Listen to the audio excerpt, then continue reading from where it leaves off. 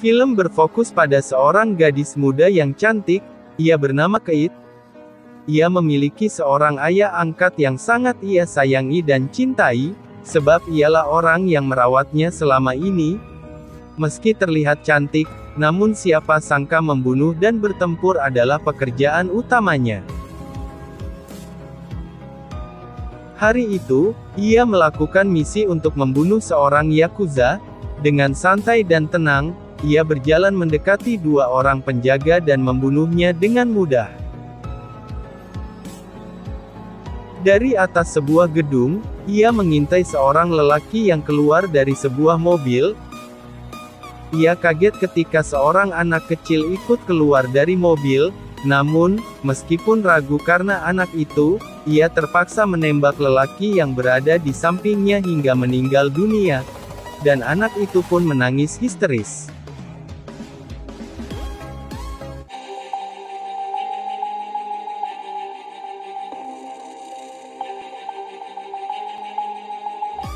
Scene berpindah ke 10 bulan kemudian, saat itu ia tengah berolahraga, di perjalanan, ia melihat seorang anak kecil dan orang tuanya. Saat itulah ia mulai terpikir untuk pensiun dari pekerjaannya sebagai pembunuh, dan hal itu pun langsung disampaikan pada ayahnya yang bernama V. Di sebuah restoran, ia tidak sengaja bertemu dengan seseorang lelaki tampan, dan lelaki itu pun mulai mengajak berkenalan dengan Kate. Ia mengatakan namanya Stephen, dan ia membutuhkan seorang teman.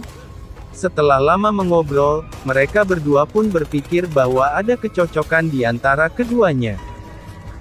Cerita berlanjut ke apartemen Stephen, di mana adegan hot terjadi. Selesai dengan adegan itu, Kate pun mendapat pesan untuk melakukan misi terakhirnya sebelum ia pensiun malam ini. Dari atap sebuah gedung, ia mengamati targetnya dan berusaha untuk menembak targetnya, namun entah kenapa tiba-tiba kepalanya terasa pusing hingga pandangannya menjadi kabur, dan ketika menembak, ia malah meleset, alhasil sasaran pun berhasil lolos dan kabur. Dan untuk menutupi jejaknya, ia segera turun dari atap dan mencuri sebuah mobil lalu pergi. Di perjalanan, ia mulai mengemudikan mobilnya dengan kecepatan tinggi karena takut dikejar oleh musuhnya. Namun, karena sakit kepala yang dia alami semakin parah, menyebabkan mobil yang ia kendarai kehilangan keseimbangan dan akhirnya tergelincir lalu menabrak sesuatu. Ia pun mengalami kecelakaan dan tak sadarkan diri. Ketika tersadar, ia terkejut karena ia telah berada di sebuah rumah sakit, dan seorang dokter yang berada di sampingnya. Dokter tersebut mengatakan bahwa sepertinya ia terpapar radioaktif, yaitu semacam racun berbahaya, dan ia pun divonis oleh dokter bahwa hidupnya kurang dari 24 jam. Lalu Kate pun berusaha kabur dari rumah sakit itu dengan menyamar sebagai suster, dan ia pun menyandera salah satu dokter sebelum akhirnya membawa beberapa obat.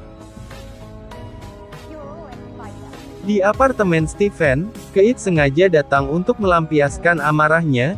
Ia tahu bahwa Stephenlah yang meracuni dirinya, namun, Stephen dan pacarnya meminta tolong dan memohon agar tidak dibunuh.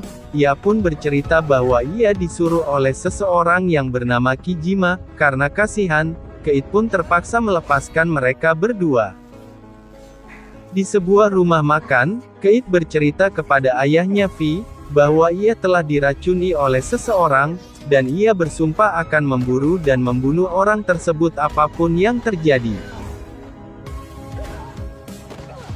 Dengan bersikap tenang, Kate tiba-tiba masuk dan menembak seorang pria yang sedang makan, lalu ia menodong seorang lelaki dan bertanya padanya apa dia yang telah meracuni dirinya.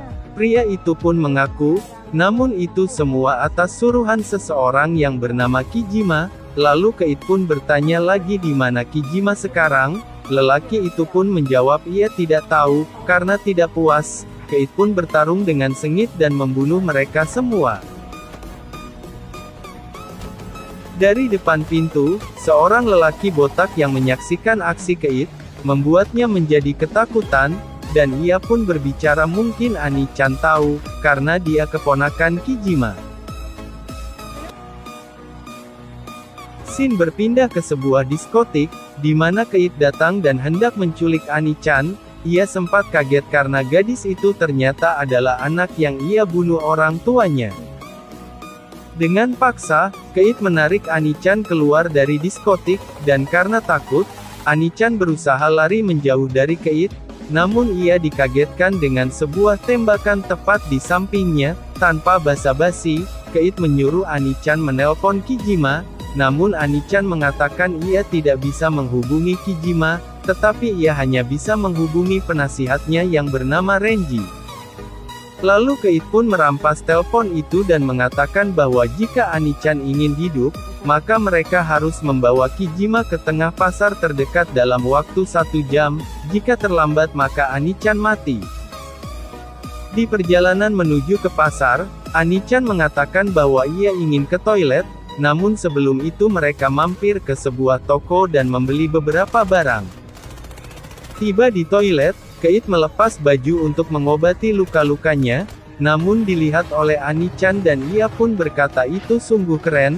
Namun untuk melindungi Ani-chan, Keit malah mengurung Ani-chan di toilet dan berkata ia melakukan itu untuk kebaikannya. Di tengah pasar, ia bertemu dengan seorang lelaki yang akan menjemput Ani-chan. Mereka berdua pun lalu bernegosiasi, namun tak ada kesepakatan di antara keduanya. Akhirnya pertempuran pun terjadi.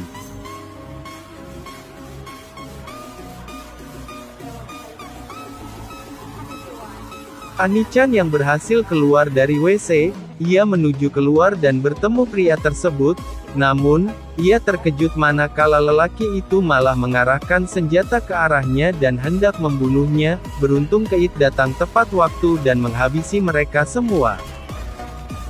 Keit yang berlari dengan sekuat tenaga, malah dikejar oleh Ani-chan. Awalnya Keit ingin meninggalkan Ani-chan, namun karena bujukan dan rayuan Ani-chan, ia pun luluh dan bersedia membawanya bersama. Di sebuah warung makan, mereka berdua mengatur strategi bagaimana cara menemukan Renji, dan Ani-chan pun mengusulkan untuk menemui pacar gigolo Renji, karena dia adalah orang terdekatnya, namun hal itu tidak mudah karena kediamannya dijaga dengan ketat. Di kediaman gigolo tersebut, Ani-chan berpura-pura ketakutan karena dikejar-kejar oleh orang asing, dan ia pun ingin bertemu sahabatnya. Setelah Ani-chan bertemu sahabatnya, ia pun mengutarakan bahwa ada seseorang yang ingin bertemu dengan dirinya. Di sini, Keit langsung menanyakan tentang keberadaan Renji dengan cara menodongkan pistol, namun gigolo itu malah menolak dengan tegas dan akhirnya perkelahian pun kembali terjadi, dan akhirnya gigolo itu pun meninggal dengan cara dipukul kepalanya oleh Ani-chan. Dan mereka pun tahu keberadaan Renji dengan cara melacaknya lewat HP miliknya.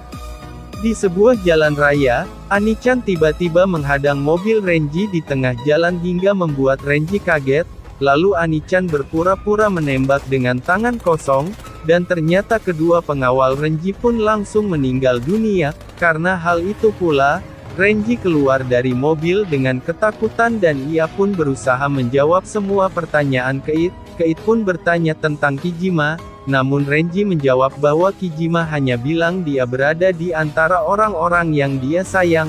Lalu Renji pun dipukul hingga pingsan.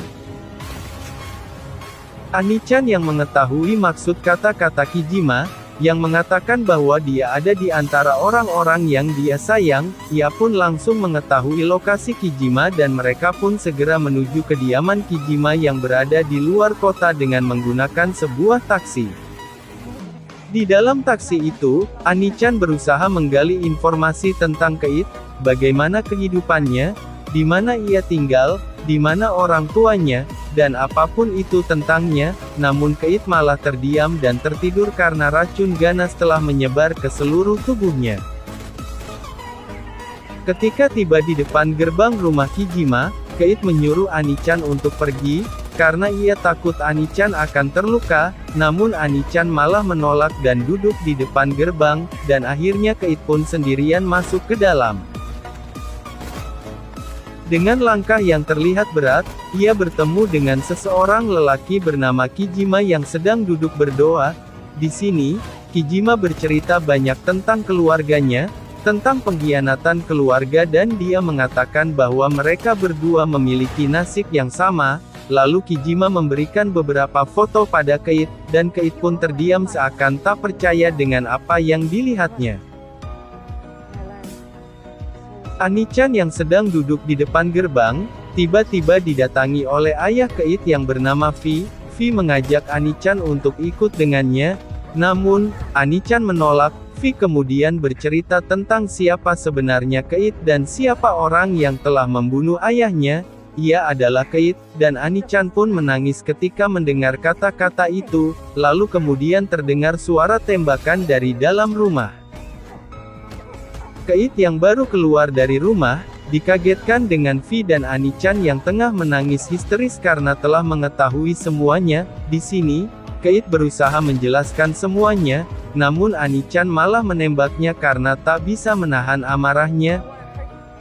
Kemudian Anichan masuk ke dalam mobil Vi dan pergi bersamanya. Ketika tersadar, Keit merasakan sakit yang luar biasa karena racun di tubuhnya yang semakin parah. Beruntung ada Kijima yang memberikan obat miliknya. Di kediaman Vi, ternyata Renji sudah menunggu kedatangan mereka berdua, dan hal itu pun membuat Anichan benar-benar kaget. Di sini, Anichan baru sadar ternyata ia telah ditipu oleh Vi. Ia kini mengerti, ternyata mereka berdualah dalang dari kekacauan ini semua. Di dalam sebuah mobil, nampak Kijima dan Keit. Mereka berdua hendak menuju ke kediaman Vi, dan berniat untuk menjemput Anichan di kediamannya. Akibat pengkhianatan oleh anggota keluarga yang mereka berdua alami, membuat mereka berdua memiliki tujuan yang sama, dan mereka berdua pun nampak akrab satu sama lain. Ketika tiba di kediaman Vi, Keit terlihat berjalan dengan santai, dan diikuti oleh Kijima dan beberapa orang anak buahnya. Mereka menyerang tempat itu dengan berbagai senjata api dan semua kekuatan miliknya, hingga aksi saling baku tembak pun terjadi, dan hal itu pun membuat Vi mulai terlihat cemas. Di dalam salah satu ruangan, Kijima kembali bertemu Renji, dan menantangnya bertempur dengan samurai, karena dia tahu Renji sangat menginginkan untuk menjadi Oyabun. Ketika bertarung, Renji dikalahkan dengan perutnya yang robek dan kepalanya yang terbelah menjadi dua. Di satu sisi, ketika Keit telah berhasil melewati semua penjaga, dengan keadaan yang lemah dan tak berdaya, ia berusaha berdiri tegak di depan Vi. Saat itu Vi tengah menyandra Anichan. Dengan terpaksa Keit pun melakukan aksi saling tembak di hadapan semua orang. Vi pun meninggal dan Keit terluka parah. Lalu Anichan membaringkan Keit di pangkuannya, sebelum akhirnya Keit pun meninggal dengan tenang. Dan film pun selesai.